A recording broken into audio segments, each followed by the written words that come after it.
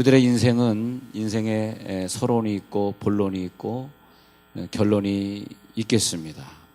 그런데 우리들의 인생의 결론을 아는 사람이 있다면 우리가 어떻게 지금의 인생을 본론으로 잘 살아야 될지를 판단하고 그렇게 사는 사람일 것입니다. 그러면 메시아의 사역을 보면 메시아가 이 땅에 오셔서 자기의 인생의 결론을 알았습니다. 그분은 자기를 통해서 모든 인류가 죄 용서함을 받고 그리고 많은 인류들이 많은 국가들이 세대를 뛰어넘어서 그들이 다 구원받을 수 있도록 다른 나라가 복을 받을 수 있도록 하기 위해서 메시아가 이 땅에 오시게 되었습니다. 그래서 메시아는 이 땅에 오셔서 세례 요한에게 세례받는 장면, 또 시험받는 장면, 또 사역을 하시는 장면 속에서 많은 고통도 있었고 미움도 당했고 억울함도 있었겠습니다만 그분은 자기의 목표를 알고 있었기 때문에 그런 것들이 그렇게 큰 문제가 되지 않았습니다. 그리고 메시아 사역을 보면은 마태복음 12장 18절의 근거에서 보면 이런 말씀이 있습니다. 보라 내가 택한 종을 곧 내 마음에 기뻐하는 바 내가 사랑하는 자로다. 내가 내 영을 그에게 줄 터이니 그가 심판을 이방에 알게 하리라. 그는 다투지도 아니하며 들리지도 아니하리니 아무도 길에서 그 소리를 듣지 못하리라. 상한 갈대를 꺾지 아니하며 꺼져가는 심지를 끄지 아니하기를 심판하여 이길 때까지 하리니 또한 이방들이 그의 이름을 바라리라. 메시아의 사역은 상한 갈대 같지만 꺾지 않게 하시고 꺼져가는 심지 같아도 끄지 않게 된다는 하나님의 역사를 알았고 그리고 궁극적으로는 그 인생의 결론은 나를 통하여서 내 나라가 변화되고 내 나라를 통하여서 이방인들이 돌아오게 되기를 바라는 사역이었습니다. 한국을 괴롭히고 있는 우방 국가들은 얼마나 경제적으로 힘들고 얼마나 정치적으로 어려우면 우리나라가 제사장 국가니까 우리나라를 시기하고 그렇게 힘들게 할까 생각해 보면 참 불쌍한 일들입니다. 그래서 하나님 우리나라가 빨리 바로 서서 그 우방 국가들을 도와줄 수 있고 그 우방 국가들이 다시 우리 한국인의 위대성을 알게 되는 날이 되도록 이번 주간에는 우리들이 기도해야 될 것 같습니다. 그래서 성령이 이 메시아 사역을 우리 각자에게 다 완성시키도록 메시아이셨던 예수님이 성령의 모습으로 사도행전 2장에 우리 가운데 오셨단 말입니다. 그래서 그분이 하셔야 되는 일은 우리 속에 오셔서 들레지도 아니하고 뭐 소문을 그렇게 낼 필요도 없고 다투지도 아니하고 다툴 필요도 없고 자기의 사역을 하시면 되는데 자기의 사역은 내가 과거에 서론에 있었던 꿈을 꾸고 뭐 은사를 받고 직분을 받고 함으로써 내가 받았던 많은 질투와 때로는 많은 미움들 그런 것들을 내 인생의 본론 속에서 내가 어떻게 해석해 나가고 이겨나가는가 성령이 내 속에 오신 이유죠. 그런데 내 속에 성령이 오시면 내가 할 수 있는 생각이나 내가 남에게 보여줄 수 있는 감정이나 내가 오늘 결정하고 있는 이 지식과 감정, 의지의 모든 분야에서 성령이 지배를 하면 그 다음에 그 내 지정의를 통과해서 성령이 나가서 다른 사람에게 사역을 하게 되는 거죠. 만약에 그 성령이 내게 임하고 나를 통과하지 아니하고 내가 기도하지 아니하고 예배하지 아니하고 하나님의 뜻대로 살지 아니하고 때로는 죄를 짓고 내 고집대로 살고 내가 사역을 잘 감당하지 못하면 성령은 내 속에 와서 다른 사람에게 나갈 수 없는 거죠. 내가 돈 벌고 내가 부자가 되고 내가 공부를 많이 해서 학식이 높아지는 것이 형통이 아닙니다. 형통은 나를 통해서 보디발의 집에 그것이 알려지고 보디발이 나를 보면서 아 하나님과 함께하는 사람이구나. 내가 너에게 모든 걸 맡겨야 되겠다. 그래서 보디발의 가정에서 또 때로는 감옥의 현장에서 더 나아가서는 자기가 속한 그 애굽의 나라를 통해서 전 세계에 있는 나라들이 돌아오게 되는 것 그것이 형통인 줄 믿습니다. 그게 형통이라는 거예요. 형통은 뭐냐? 형통이란 단어 속에 우리가 들어가 살아야 되겠는데 그 형통은 뭐냐? 그분이 와서 내 속에 살아주고 내 지정의가 아니라 그분의 지정의를 남들에게 보여줄 수 있는 게 형통이다. 자, 정리되셨죠? 네. 형통은 내가 뭐 부자가 되고 내가 잘 사는 거 그거 아닙니다. 뭐 바울이 부자로 살았습니까? 뭐 바울이 뭐 자기 학식을 자랑하고 살았습니까? 네. 내가 성공하는 건 형통이 아닙니다. 내가 성공하면 어떻게 되겠어요? 더 욕심은 더 많아지는 거예요. 네. 더 욕심은 많아지면 우리는 불법의 속에 들어가고 마는 거죠. 그렇게 착했던 사람도, 그렇게 훌륭했던 사람도 좀 성공을 하면은 그렇게 되는 거 아닙니까? 요셉은 성공을 위해 간 것이 아니라 내 속에 주님이 계신 걸 알았고, 그래서 오늘 성경은 말하기를 요셉과 함께 하심으로예요. 함께 하심으로. 오늘 성령이 우리와 함께 하실 줄 믿습니다. 다시 한번 우리를 지적해 본다면 형통하는 것이 복인 줄 모르는 사람은 내 속에 주님이 와서 나 대신 살아드려야 되는데 그게 안 되기 때문에 아직까지 내 결정, 내 의지가 살아있어서 내가 죄짓고 내가 화내고 내 마음대로 결정하고 사는 거예요. 절대 형통하지 못합니다. 절대 미래의 하나님이 그에게 형통의 복을 주지 않아요. 요셉과 함께 하심으로 요셉이 뭐 다른 사람보다 더 공부를 많이 했습니까? 더 재능이 있습니까? 그는 특별한 사람이 아닙니다. 그는 다른 사람보다 더 많은 것을 가지고 있지도 못했습니다. 그러나 형통은 마지막에 나를 팔았던 그 형들이 그 꿈에 본 그대로 나에게 와서 언젠가 절을 하고 그런 다음에 그 모습을 통해서 열방의 복음이 증거되기를 원하는 것, 그것을 알았다는 거죠. 어떤 사람이 복이 있는 사람이냐, 어떤 사람이 큰 믿음을 가진 사람이냐, 메시아의 그 영광이 성령으로 말미암아 내 속에 나타나서 마음껏 성령이 생수강같이 흘러 넘치게 해 주옵소서. 나를 통하지 않고선 성령이 그 일을 할 수가 없어요. 나를 통해서 그 일을 하게 하옵소서. 내 환한 표정이 우리 성도들이 들어올 때, 내가 인사하고 있을 때 나에게 아름다운 성령의 감각이 저들에게 전달되기를 원합니다. 믿음은 뭐냐? 그 하나님이 나와 함께 하신다. 내가 뭘 가지고 있다가 아니고요. 그 하나님이 나와 함께 하신다. 권력, 명예, 돈이 우리들의 목표가 아니고 우리에겐 하나님이 함께 하신다. 그래서 형통의 사람이 된다. 사도 바울은 깨닫지 못했을 때는 자기를 자랑하고 다녔어요. 나는 바리새인이야. 나는 이만큼 공부했어. 나는 이만큼 부자야. 예. 그런데 하나님이 함께 하시니까 이제는 내 안에 예수만 자랑하고 부득불 자랑할진데 내 십자가를 자랑하고 고난을 자랑하고, 삼손이 하나님과 함께 하실 때는 항상 전쟁에 이기고 형통했는데 자기의 미래는 이 유대 땅을 변화시키고 주변에 있는 아랍 국가들을 다 변화시키는 것이 자기의 목표였는데 그 꿈을 잊어버리니까 하나님이 떠나버려. 그 다음에 뭐예요? 실패하고 성경에 말이죠, 5점 있는 인간으로 기록이 되고 말이에요. 오늘 이 아침에 여러분들은 그 하나님의 형통 속에 들어가시길 바랍니다. 형통 속에 들어가셔야 돼요. 형통이 뭐냐고요?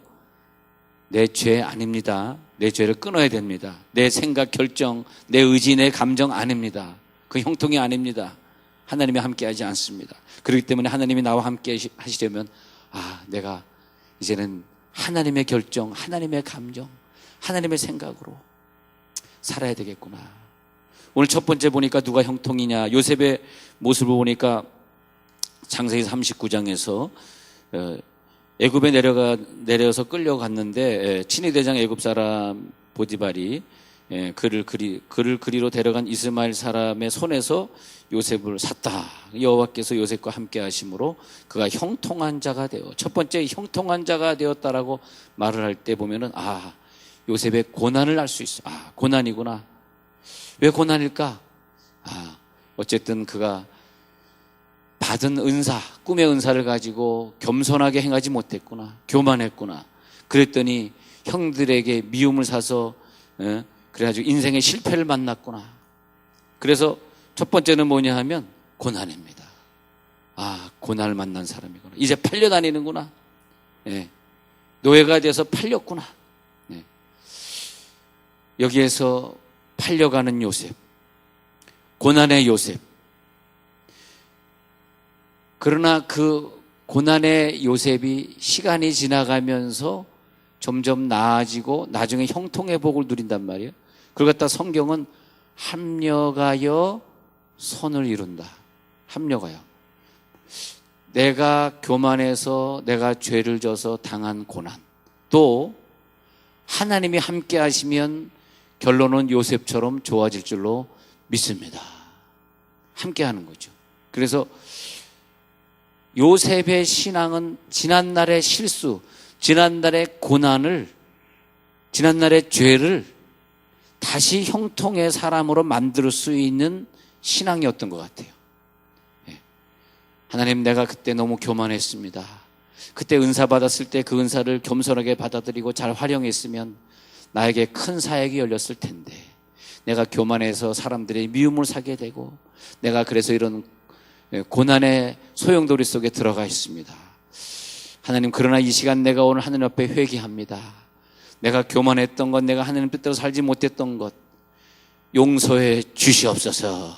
그런데 그 모든 것이 합력이 되면 선을 이루는데, 선이 뭐냐 하면 형통의 복이다. 여러분 생각할 수 있잖아. 내가 왜 잘못해서 그 사람과 결혼했지? 내가 왜 잘못해서 이 사업을 했지? 내가 왜 그때 여기 이사 오지 말아야 되는데 그때 여기 이사 왔지? 그렇게 생각할 수 있잖아요. 생각할 수 있는데, 그런데 형통은 결론이거든요. 결론. 지금 다 고난이 있어요. 힘들어요. 네. 근데 결론이 어떻게 되느냐? 근데 결론을 보게 됐을 때 그 결론은, 아까 내가 들은 말씀처럼 성령이 다시 내 속에 오셔서 성령의 지식으로 나가고 성령의 감정으로 나가고, 이젠 내가 인생을 결정하지 않고, 내가 앞으로 이사를 하더라도, 뭐 신학교를 가더라도, 내가 어떤 직장을 가더라도, 내가 어떤 직장을 가질까 시험을 보더라도 성령이 원하는 결정대로 해야지 라고 하는 게 오늘 중요합니다. 그랬을 때에 하나님이 나를 형통하게 하시고, 나를 통해서 내가 속한 가정, 내가 속한 직장 변화되게 하시고, 국가가 변화되게 하시고, 세계가 변화되게 하시고, 그것이 형통이라 이것입니다. 오늘 합력하여 선을 이루게 해 주옵소서. 그래서 그 이스마엘 사람의 손에서 요셉을 산이라 하면서 얼마나 고난이 있을까. 그 다음에 2절에 보니까 두 번째로, 여호와께서 요셉과 함께 하심으로 그가 형통한 자가 되어 그의 주인 사람의 집에 있음에. 주인 사람의 집에 있는데, 지금 이 주인 사람 집에 있는 것은 자기의 가지고 있었던 형에 대한 미움이 없어지지 않았기 때문에, 자, 내가 누구에 대한 미움, 오해, 어릴 때 나를 괴롭혔던 그분에 대한 상처, 그것을 가지고 있으면 내가 어떤 사람의 집에 종살이를 해야 됩니다. 그것이 트라우마죠. 트라우마를 가지고 있는 사람은 그 트라우마에 관계된 그런 고통을 계속 짊어지게 돼 있단 말이죠. 요셉은 형이 나를 버렸어. 나를 이렇게 팔아먹었어. 난 그 형들을 죽이고 싶어. 미움이 없어지지 않는 한 그와 같은 고난이 끝나지 않아요. 그래서 또 보디발의 집에 또 노예로 팔려가게 되는 것입니다. 그러나 거기에서 요셉이 깨닫고, 그래, 이제는 용서하자. 이제는 미움이 없어진다. 다 부모님 용서, 뭐 형 용서, 뭐 다 용서하자. 그랬을 때에 형통의 복을 누리는데, 그 형통의 복을 범사에 형통하게 하심을 주변 사람들이 보았더랍니다. 자, 39장 3절에서 범사에 형통하게 하심을 보는 겁니다. 모든 일에 하나님이 함께 하시고 있네. 자, 여러분, 과거에는 내가 사업을 어렵게 시작할 수 있습니다. 과거엔 내가 힘들 수 있습니다. 그러나 오늘 형통의 복이 임할지어다. 과거에는 내가 그것으로 말미암아 형들과 싸울 수 있습니다. 그러나 요셉이 가지고 있던 그 지혜는 지혜는 내가 미래에 하나님과 함께 동행하면 어떤 특별한 은혜가 있을 것이다. 그것은 오히려 그 형들이 나에게 언젠가 무릎을 꿇을 날이 있을 것이다. 이 믿음이 있으시기를 바랍니다. 그렇기 때문에 보디발의 집에 있다가 감옥으로 옮겨져도 계속해서 보디발의 집에서는 보디발이 좋은 사람인 줄 알았는데, 다 맡겼으니까 좋은 사람인 줄 알았는데 좀 오해를 하고 요셉과 좋지 않은 관계에서 헤어졌어요.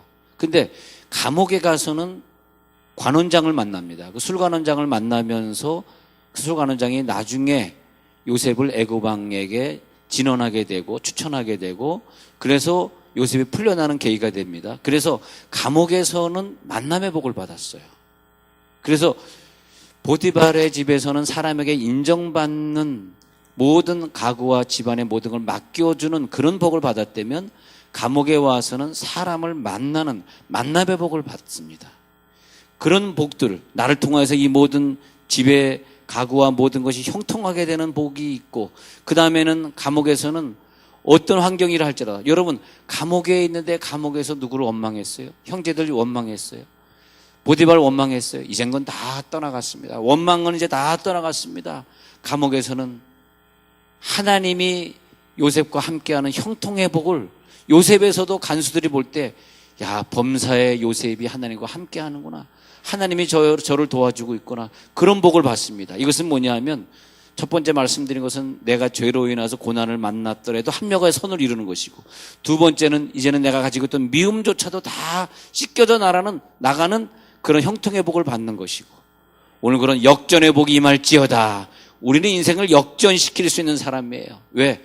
꿈이 있잖아, 꿈. 그 꿈은 뭐냐 하면, 여러분 돈 있는 사람보다, 훌륭한 사람보다 무서운 사람이 평범한 사람이지만 꿈을 가지고 있는 사람이에요. 할렐루야. 꿈을 이룬단 말이에요. 그 꿈을 하나님이 나에게 주셨구나. 그 꿈이 있기 때문에 오늘의 현재가 원망스럽지 않습니다. 이제 아버지 다 용서합니다. 그랬더니 그 다음에 신랑을 만나게 됐는데 정말 착하고 훌륭한 신랑을 만나게 되는 거죠. 그래서 만남의 축복입니다. 그래서 그 자매는 시집을 잘 가서 지금 잘 지내고 있습니다. 끝으로 세 번째를 보면 말이에요. 4절에 주인에게 은혜를 입어 섬김에 그가 요셉을 가정 총무로 삼고 자기의 소유를 다 그의 손에 위탁하니, 그가 요셉에게 자기 집과 그의 모든 소유를 주관하게 한 때부터 여호와께서 요셉을 위하여 애굽 사람의 집에 복을 내리심으로 여호와의 복이 그의 집과 밭에 있는 모든 소유에 미치죠. 그 다음에 모든 소유를 요셉의 손에 위탁하고 자기가 먹는 음식 외에는 간섭하지 아니했더라. 요셉은 용모가 빼.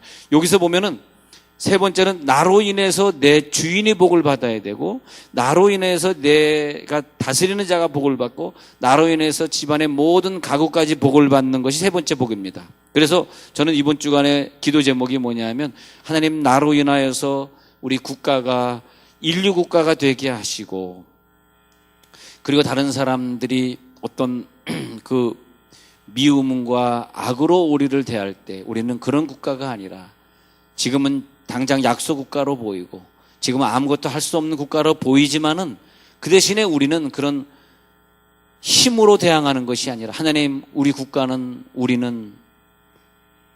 우리가 장비를 갖고 우리가 무기를 갖고 있는 것이 아니라 하나님의 지혜를 갖고 있습니다. 나는 하나님의 지혜가 있습니다. 네. 그래서 바로는 요셉을 가리켜서, 야, 세상에 너같이 지혜로운 자는 내가 본 적이 없다. 네. 그래서 그의 이름을, 너는 하나님의 음성을 듣는 자다. 너는 사브나 바네아라서 하나님의 음성을 너는 듣는 자다. 그렇게 이름을 붙였어요. 야, 너처럼 하나님의 음성을 듣고 꿈을 정확하게 해석하고, 너처럼 지혜로운 자는 내가 본 적이 없다. 네가 총리를 해야 되겠다. 요셉이 우리나라 총리가 되면 참 좋겠습니다. 네? 하나님 우리나라 총리는 요셉 같은 사람, 자기의 돈을 의지하고 다른 것을 의지하는 자가 아니라 하나님께 형통한 자가 우리나라 총리가 될지어다. 하나님께 형통한 자. 솔로몬의 형통은 뭐냐? 지혜의 사람, 꿈의 사람이라고 말을 하는데, 지혜의 사람, 영의 사람은 누구냐 하니까 말이에요, 자기 지식이 많아지고 자기 학벌이 높아지는 게 지혜가 아닙니다. 지혜는 뭐냐 하면 내게 주어진 이 사건을 내가 풀어내는 것이 아니라 하나님의 은혜로 풀 수 있는 자, 지혜로운 자임을 믿습니다. 우리에게 있는 이런 많은 사건들을 자기가 화난다고 자기 생각대로 풀어내고 자기 생각대로 말하는 자 되지 마십시오. 옆에 있는 사람이 볼 때 우리를 우습게 생각합니다. 아주 저질로 생각합니다. 절대 우리들의 입술로 그런 얘기를 할 필요 없어요. 우리는 저 사람은 어떻게 저런 생각을 해냈을까? 하나님의 지혜네. 저건 인간이 하는 말이 아니야. 이 정도는 돼야죠. 우리들의 입술에서 정치를 평가하시든 경제를 평가하시든 뭘 평가하시든 지금 경제가 어려운 거 누가 모릅니까? 누가 몰라요? 근데 경제가 어렵다고 그래서 다들 어렵다 그러는데 우리 교회는 안 어려워. 할렐루야. 그래서 아멘 안 하신 분들은 왜 아멘 안 하는지 모르겠습니다. 네, 우리가 안 어렵습니다. 네. 경제가 어렵긴 뭐가 어려워요. 여러분 믿음으로 사시기 바랍니다. 믿음으로. 근데 지혜로운 자는 어떤 사건이 있을 때마다 인간의 얘기를 하는 게 아니에요. 인간의 얘기 누가 몰라요? 수도 없이 들었어요. 그 얘기를 또 듣고 싶은 내가 아닙니다. 그죠? 그래서 하나님이 함께 하시구나. 우리들의 지혜 속에 하나님이 우리를 구원하시는구나. 하나님이 우리를 너무너무 사랑하시는구나. 그래서 내가 한국에 살면서 어떤 작은 지방에서부터 시작해서 내 복이 퍼져나가고 내 식구들에게 나로 인하여서 내 식구들이 복을 받고 나로 인하여서 내 친척이 복을 받고 나로 인하여서 내 직장의 사람들이 복을 받고 주여 나로 인해서 저 불쌍한 중국이 인구는 많은데 얼마나 불쌍하게 행동합니까? 저 중국이 나로 인해서 복을 받게 해주고 그렇게 기도하시고 저 일본이 지금 요즘 일본 교수들이 계속 발표하고 있습니다. 일본을 빨리 떠나라고. 근데 우리 일본에 여행을 가시더라도 너무 자주 가지 마시고 그냥 한 달에 한 번 정도만 가시기 바랍니다. 감사하네요. 돈이 없어서 일본 여행 갈 기회도 없으니 원자력에 영향받을 필요 없네. 여러분 인사 한번 나눠. 당신은 원자력 영향 전혀 안 받을 것 같아. 자 시작. 당신은 원자력 영향 전혀 안 받을 것 같아. 특히 북부 쪽엔 절대 가시면 안 됩니다. 남부 쪽엔 또 모르지만. 자, 그래서 지금 경주 쪽, 울산, 부산 쪽에서 지금 또 학자들이 많은 걸 발표하고 있습니다. 그쪽이 상당히 위험하다 그러는데 거기만 위험하면 인천인들 위험하지 않겠어요. 이럴 때 우리는 정말 나로 인하여서 내 나라가 잘 됐으면 좋겠다. 형통한 자가 되시기를 바랍니다. 오늘은 내가 힘들지만 내일은 내 인생을 알고 있다. 내일은 잘 된다. 내일은 하나님이 축복하신다. 하나님 이 꿈을 이루어 주시옵소서. 우리는 우리의 꿈을 알고 있습니다. 내 미래 목표를 알고 있어요. 하나님 우리 교회를 통해서 많은 교회들이 세워지게 하시고 우리가 이번에 캄보디아 갔다 왔는데 매주 단기 선교가 떠나는 교회가 되게 하시고 그래서 그 이방에 가서 이방의 나라들을 갖다가 정복하고 교회들을 세우게 하시고 하나님의 꿈을 우리가 성취시켜 주시옵소서. 메시아가 오셔서 하시고자 하셨던 그 꿈을 다 이루기 위해서 이제는 성령의 모습을 우리들에게 주셨는데 그래서 그 성령의 모습으로 우리들이 이것을 해나갈 수 있도록 도와 주시옵소서. 요셉의 드라마는 막장 드라마가 아닙니다. 요셉의 드라마는 결국은 형통하게 하신 해피엔드로 끝나는 드라마입니다. 형들에게 원수가 없는 드라마가 아닙니다. 오히려 그들을 축복합니다. 오히려 하나님의 사람들을 형통하도록 기도합니다. 하나님께서 우리들에게 그런 형통의 복을 주실지어다.